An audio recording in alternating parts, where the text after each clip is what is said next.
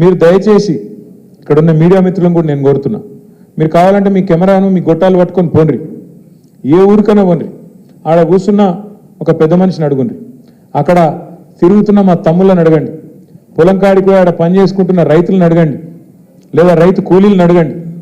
కేసీఆర్ ఉన్నప్పుడు బాగుండేనా, ఇప్పుడు కాంగ్రెస్ వచ్చినాక బాగున్నదా అని గొట్టం పెట్టి కెమెరా పెట్టి అడుగుండ్రి. ఏం చెప్తారు ఇవాళ? కుల్లా ఈ మనిషి ఆ మనిషి కాదు, ఆఖరికి కాంగ్రెస్ కార్యకర్తలను కూడా జర్ర పక్కకు తీసుకుపోయి అడిగితే వాళ్ళు కూడా చెప్తాను, ఏం దరిద్రం రా ఇది, మంచిగా బ్రహ్మాండంగా ఉండే మంచిగా పల్లెంలో అన్నం తింటుంటే వీళ్ళు వచ్చి అనవసరంగా లేనిపోని మాటలు చెప్పి ఇవాళ తినే అన్నంలో మన్ను పోసుకున్నట్టు అయిపోయింది మా పరిస్థితి అని చెప్పి రైతులు ఊరూరా బాధపడుతున్నారు. ఇది వాస్తవం, ఈ ఊరు ఆ ఊరు కాదు.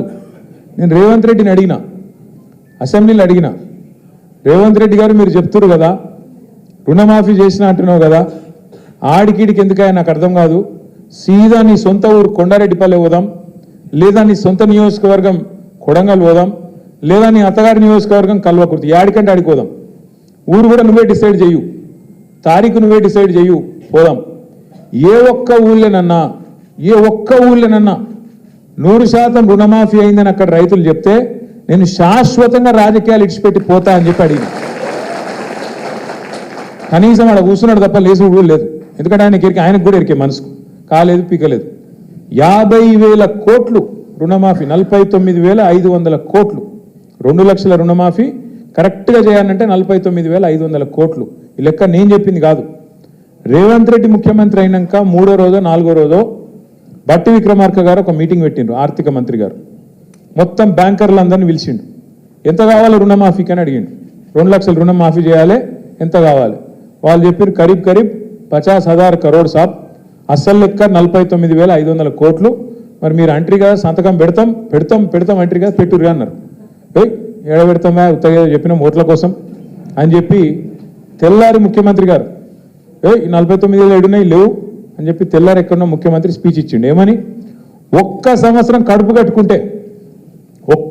గట్టిగా కడుపు కట్టుకుంటే 40,000 కోట్లు ఏమున్నదా ఇట్లా పెట్టేస్తా అన్నాడు. ఏది ఇట్లా సంతకం పెడితే అయిపోతుంది, ఇట్లా గీకుతా పెన్ను పట్టి పేపర్ మీద అయిపోతుంది అన్నాడు. సరే నేను నిజమే అనుకుంటే, నిజంగానే ఒక సంవత్సరం కడుపు కట్టుకుంటాడేమో, కాంగ్రెస్ వాళ్ళు ఏమైనా మారిపోయినరేమో, హిమాలయాలకు ఏమైనా ఆకుపసరు దాగొచ్చిండ్రేమో, ఎట్లనే ఏమైనా మంచి వాళ్ళు అయిపోయినా వీళ్ళని నేను అనుకుంటే. మరి సంవత్సరం బాగా ఇప్పుడు సంవత్సరం మీద ఇంకో 6 నెలలు అయిపోయాయి. ఏమాయా మరి? అంటే కడుపు కట్టుకోలేదా, కడుపు ఆగుతలేదా? తినుడు కమిషన్లు. అందుకే 40,000 కోట్లు అన్న ముఖ్యమంత్రి క్యాబినెట్ కాడికి తీసుకొచ్చిండు రుణమాఫీ ఫైలు.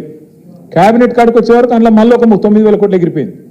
మొదలు 49,500 ఏది బ్యాంకులో మీటింగ్ పెట్టినప్పుడు, మళ్ళీ తెల్లారి మాటికే ముఖ్యమంత్రి 40,000 కోట్లు అన్నాడు, 9,000 ఎగిరిపోయింది.